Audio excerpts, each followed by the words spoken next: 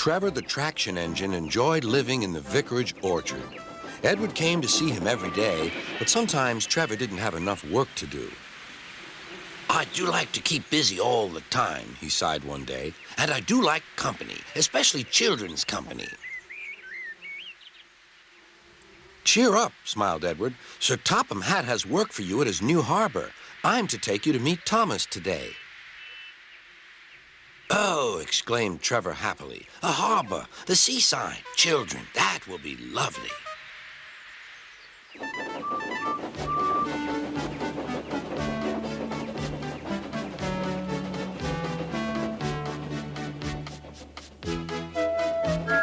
Thomas was on his way to the harbor with a trainload of metal pilings. They were needed to make the harbor wall firm and safe.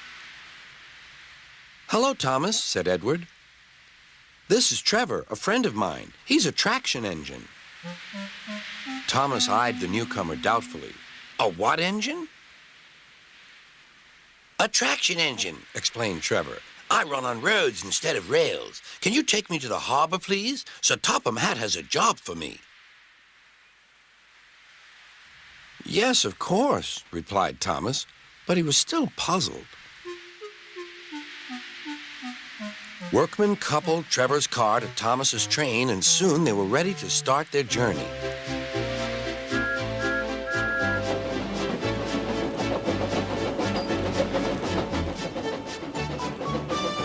I'm glad Sir Topham Hatt needs me, Called Trevor. I don't have enough to do sometimes, you know, although I can work anywhere, in orchards, on farms, in scrapyards, even at harbors. But you don't run on rails, puffed Thomas. I'm a traction engine. I don't need rails to be useful, replied Trevor. You wait and see.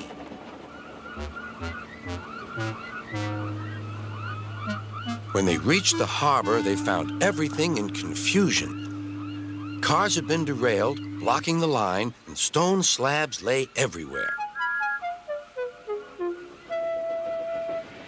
We must get these pilings past, said Thomas's driver. They are essential. Trevor, we need you to drag them round this mess. Just the sort of job I like, replied Trevor. Now you'll see, Thomas. I'll soon show you what traction engines can do. Trevor was as good as his word. He dragged the pilings clear with chains and towed them into position. Who needs rails? He muttered cheerfully to himself.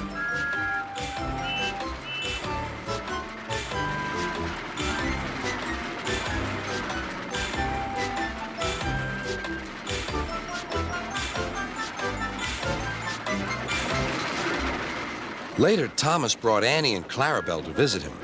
Thomas was most impressed. Now I understand how useful a traction engine can be. The coaches were full of children. Trevor gave them rides along the harbor. He liked this best of all.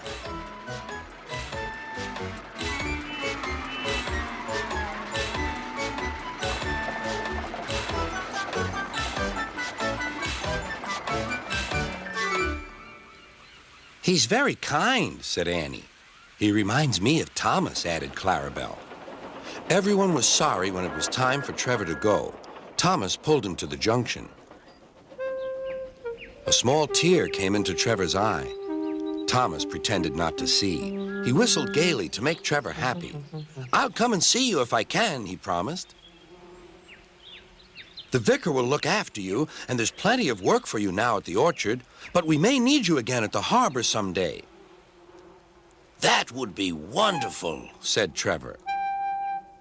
That evening, Trevor stood remembering his new friend Thomas, the harbor, and most of all, the children.